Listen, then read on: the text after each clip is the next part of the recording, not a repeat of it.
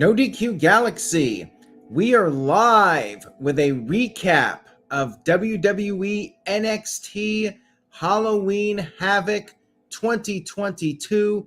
Shout out to the early birds in the chat room, Darren G, Matt Helms, Michael Wayne, El Pistoero 06, Nick Glavin. I very much appreciate you all tuning in early. Now, let's get to this premium live event. As you might expect, it was very much Halloween themed throughout the show.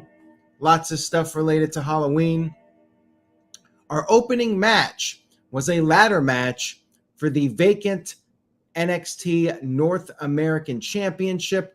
Oro Mensah, Carmelo Hayes, Wes Lee, Von Wagner, and Nathan Frazer in a ladder match. Really fun ladder match, as you would expect from these guys. A spectacle, to sum it up. Carmelo tried to grab a ladder right away, but he was hit with a super kick from Lee. You had Wagner sent out of the ring, and then you had Mensah and Frazer going at each other. Wagner eventually got the upper hand, as you might expect. The big man taking control, knocking down everybody. And then Hayes sent Wagner out of the ring and tried to climb up a ladder, but Frazer knocked him off with a missile drop kick. Lee then crashed down onto Frazer with a ladder. Fans started chanting, "This is awesome."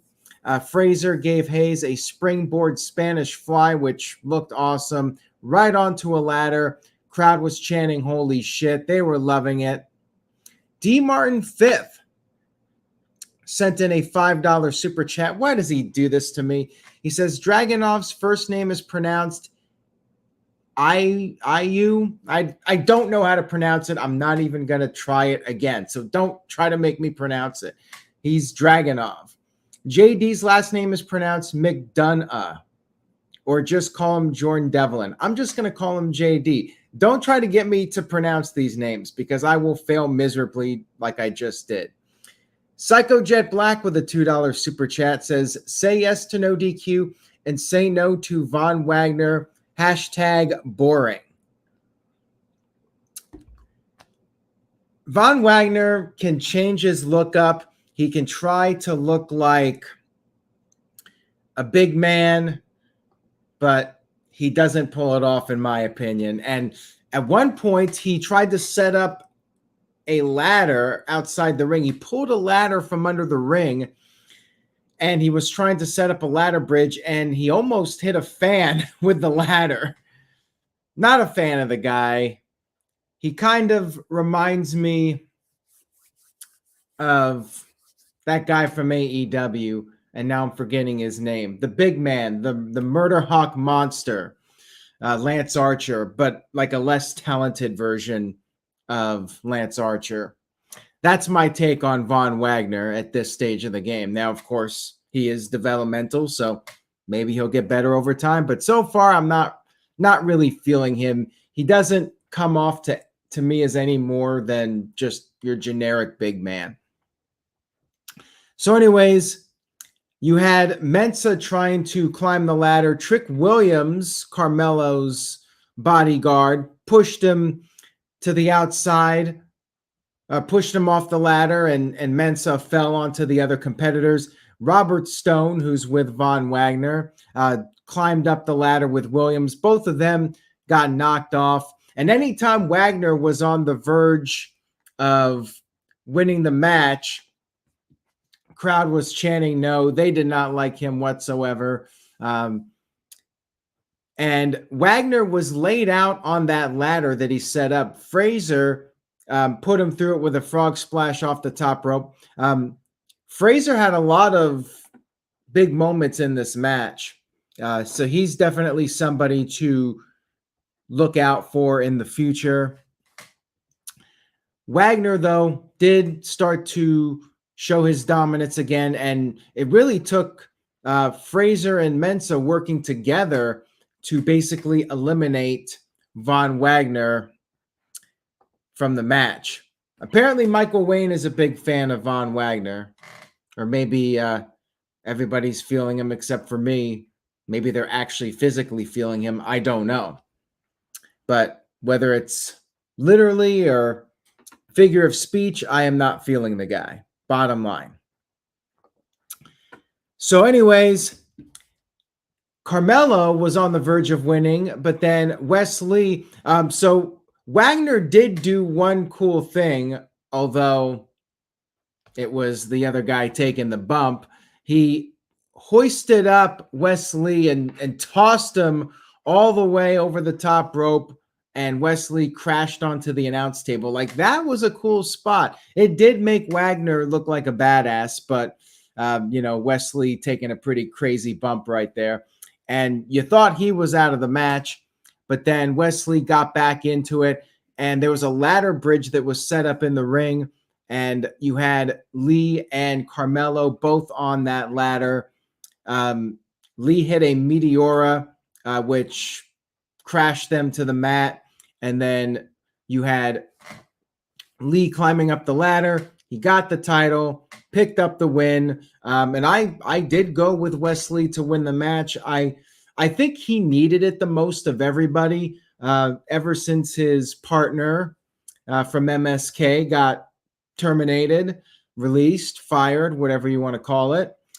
Wesley has kind of just been without a clear direction. So I figured he would be the best choice to win this one. And Carmelo should really be on the main roster ASAP. And match was very good. Like I said, a spectacle. Pretty much what you would expect from these types of matches. But with that being said, I think they maybe need to cool it with the constant ladder matches for the North American Championship. I feel like they've done 4 or 5 of them now since the title was introduced.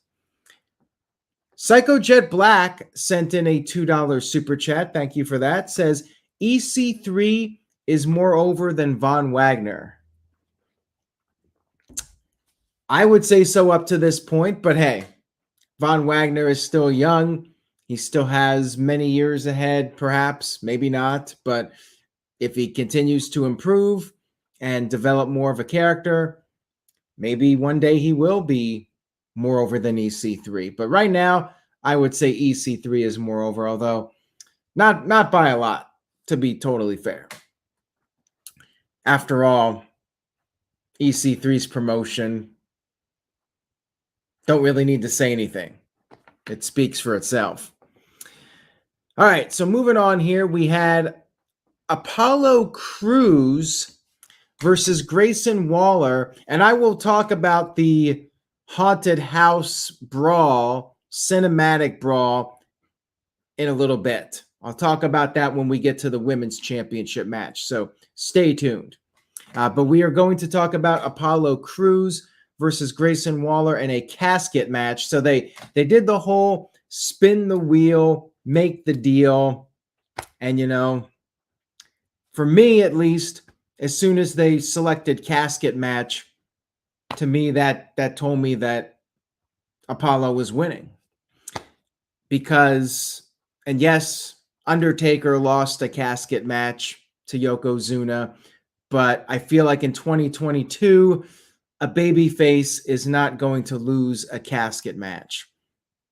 When they got kids watching and everything, they're very conscious about these sort of things.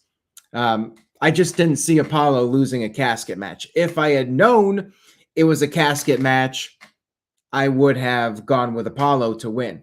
I ended up picking Grayson Waller to win without knowing what the actual stipulation was. And Hollywood Trey, I would say, I mentioned this for the Friday night stream. I think Carmelo should team up with Ricochet. I think they'd be an awesome tag team. And they did have a match earlier this year. Put them together as a tag team. Imagine like them versus the Usos or versus Imperium or even RK Bro at some point. maybe the Viking Raiders, the smaller, fast guys versus the big men. Like, there's so many tag team combinations. I think they'd be a hell of a tag team together. So anyways, I agree with Colin Andrew on this one. It was an odd match. You had this Casket out there, and Waller used Vic Joseph's pen to gain the upper hand, and then Waller ended up with a thumb to the eye to Cruz. They were both on the top rope, and Cruz crashed all the way down through the casket. However, this was not the end of the match because he went through the casket and broke the door. There's no door to close, so it didn't count. And the lights went out, and we had Druids with a second, larger and thicker casket.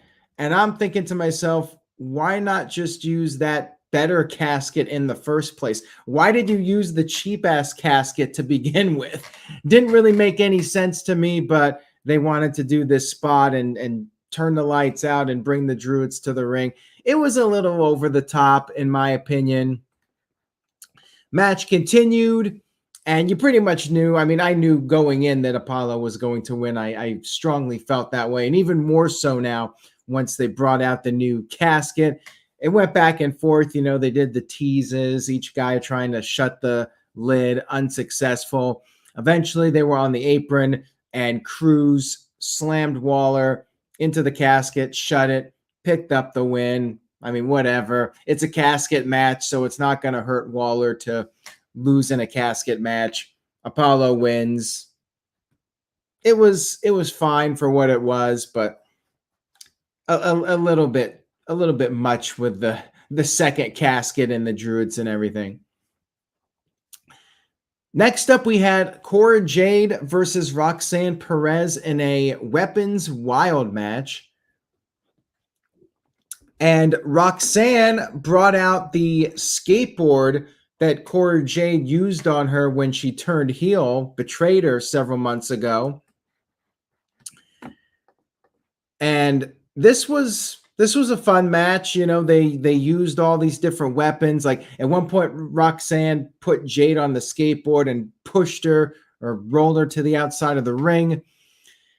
You had a table brought into play, and Jade used this spray that was under the ring on Roxanne. You had all sorts of weapons. Jade tried to hit Roxanne with a steel chain, and Jade had brought a kendo stick to the ring for the match, and Roxanne used it on her for a while. Jade tried to run away, and they just so happened to go over in the crowd by that platform, and they fought on top of the platform, and Jade wanted to throw Roxanne off, but of course the tide turned, and it was Roxanne who grabbed Jade and sent them both off the platform all the way down to a table that just happened to be there, a nice little crash pad for them to fall on. But yeah, I mean, we kind of knew what was coming here, but it was still cool. Crowd loved it.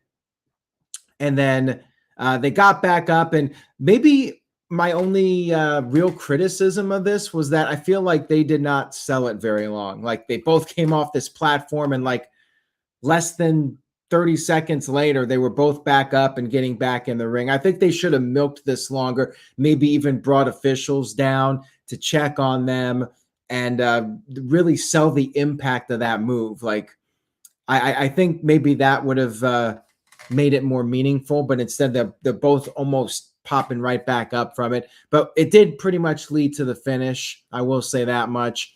There was a stack of chairs in the ring. They were back in the ring, and Roxanne gave Jade the code red, hit her with the code red onto the chairs, and picked up the win. So pretty good match here with the ladies. It was fun to watch. Your pretty standard weapons match, and they did the little platform spot. So it was good. It was a good match.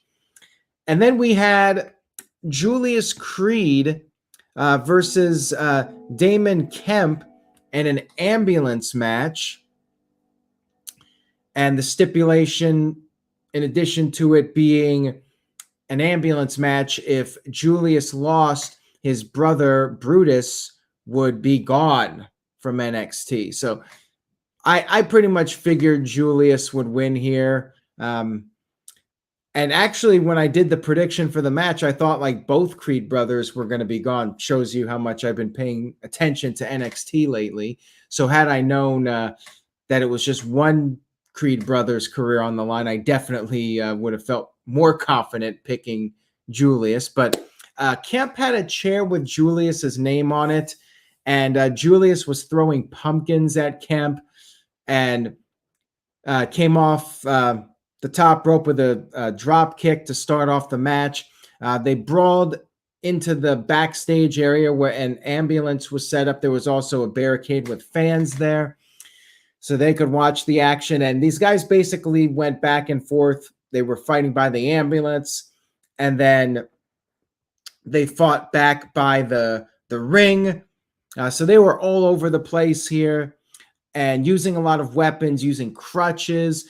My only criticism, this was an entertaining match like the previous one, but it was similar. I mean, it was basically a weapons match with an ambulance. So it was kind of like a hybrid of the previous two matches. You had the ambulance, you got to get your guy in the ambulance, just like you have to get your guy in the casket and try to shut the door or shut the lid. And then you got the weapons, like with the women's match. So it was like both of the gimmicks from the previous two matches in one. So lots of action here. And at one point there was a wheelchair at ringside, and Julius trapped Kemp in the wheelchair and pushed him into the steel steps, which were set up on the apron. That was pretty funny. They had some comedy in this one, but then things got serious. Julius was on the verge of losing a couple of times. He was in the ambulance, but eventually he got the chair that Kemp had, which had Brutus's name on it, or actually Julius's name on it. And Julius used the chair on Kemp, hit him multiple times with it. And then he power bombed Kemp onto the stretcher and then grabbed Kemp's limp body and brought him into the ambulance, shut the door, picked up the win. Brutus's career is saved. And after the match, Brutus and Ivy Nile were out there. Big celebration that Brutus keeps his job. It was fun match. I enjoyed it. All right. So now we have Mandy Rose versus Alba Fyre for the NXT Women's Championship. But before we had the match, we had a cinematic segment earlier in the show.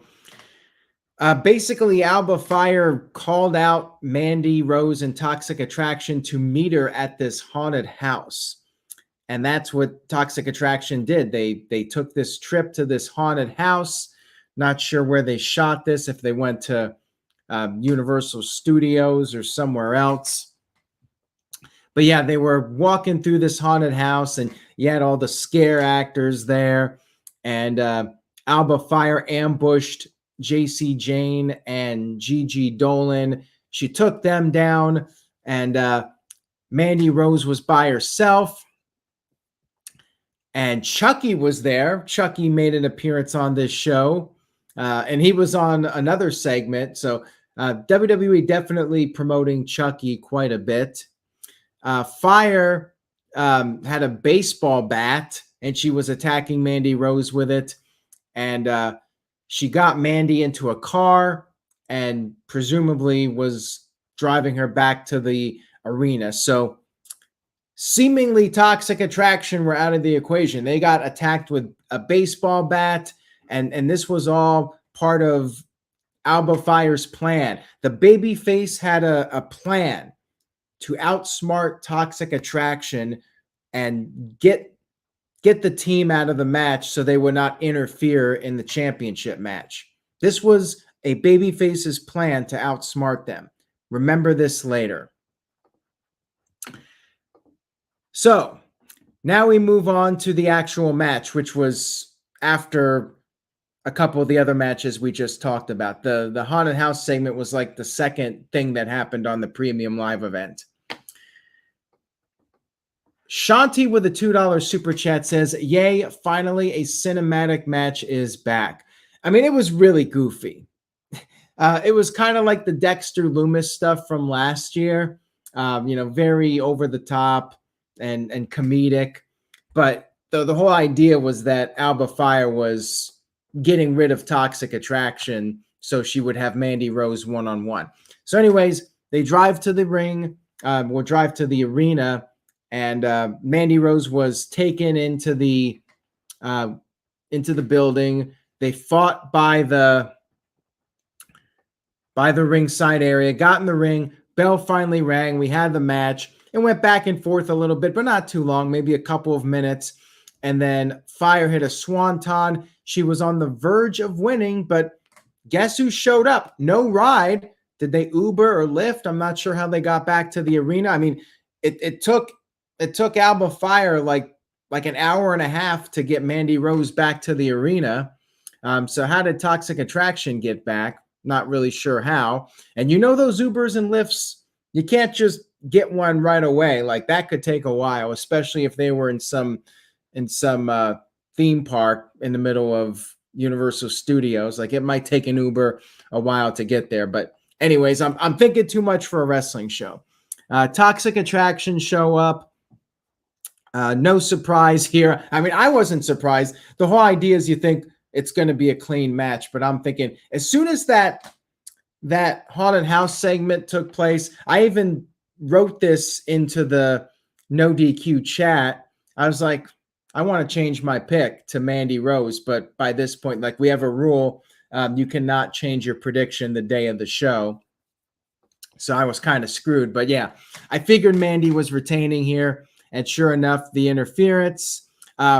Fyre did take down Toxic Attraction and then hit the gory bomb, but the referee had been knocked down, and then Toxic Attraction double-teamed Fyre, and Mandy Rose hit the running knee, whatever her move is, and scored the 1-2-3 victory. So, yeah, I thought this made Fyre look like a complete idiot. She had a plan to outsmart them, and she failed miserably. So, yeah, it is what it is. Mandy Rose is still your champion. I think they need to be on the main roster. I think the NXT run has run its course, but it's going to keep going. Maybe we'll have another title match at some point. But, yeah, I thought this was the weakest thing on the show. This felt more like a Vince McMahon segment than an NXT or even a Triple H era main roster segment. Just felt like something that you would see on a WWE pay-per-view from the Vince McMahon era. And not necessarily something good. Kind of just like, well, what was the whole point of that Haunted House segment if it wasn't going to lead to Toxic Attraction being taken out of the equation? Kind of like a cage match where the guys interfere anyways, but yeah. It's Halloween Havoc. You had to do the little Halloween segment, so whatever. But yeah, this was not one of the better things on an NXT premium live event, in my opinion. Now, we move on here to the main event of the evening, which was Bron Breakker defending the NXT Championship against Dragunov. As far as I'm concerned, he doesn't have a first name. And then JD McDowin. I don't even know. Just going to call him JD. We're gonna call him JD from wherever he's from. I know he's not from New York.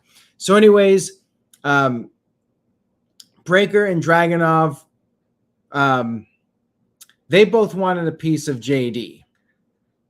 And JD was trying to pick his spots, as you might expect.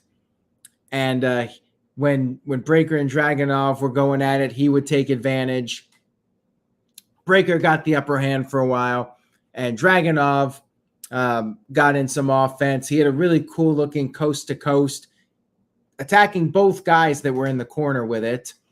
So that was one of the first big spots of the match. And then Breaker and Dragunov went at it again, traded blows. Both of them fell to the mat, and JD was clapping at this. And then Dragunov and Breaker decided to teach this guy a lesson. They double teamed him, and then they went back to fighting each other. And then we got another cool moment in the match where Breaker hit a Frankensteiner to JD off the top rope. And as JD was coming down to the mat, Dragunov hit him with a power bomb, a sit-down power bomb. So that was really cool. Crowd absolutely loved that. And they were chanting, "Holy shit." All three guys were exchanging blows. And JD hit a springboard moonsault to the outside of the ring onto Breaker and Dragunov. And then JD hit a 450. However, Dragunov was able to kick out, and JD tried to pin Bron Breaker as well. Unsuccessful. Breaker started to rebuild momentum. He suplexed both guys at the same time, hit Dragunov with a top rope bulldog, and then hit a power slam and went for the cover. But JD threw Breaker out of the ring and tried to steal the pin. Dragunov kicked out. And then Breaker sent JD out of the ring. And then Dragunov got the upper hand on Breaker. He was on the verge of winning the match. And just as the referee was coming down for the 3 count, the referee was stopped by JD. JD grabbed the referee's hand. Crowd was chanting, "This is awesome."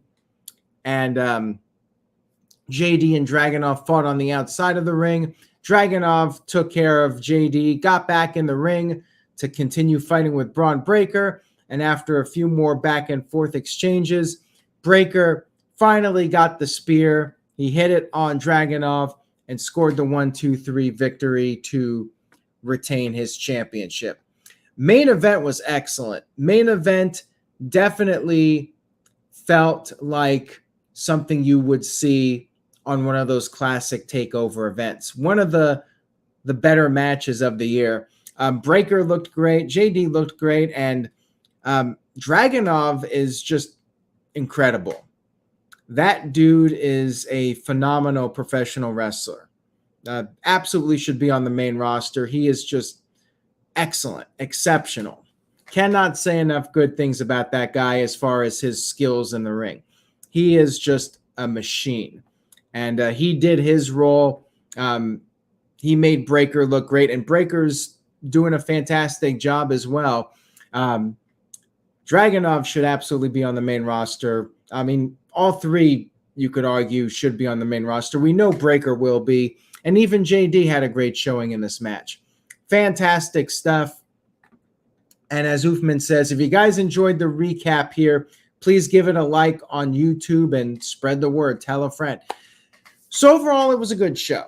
The NXT shows are always good. I'm going to give it a solid B.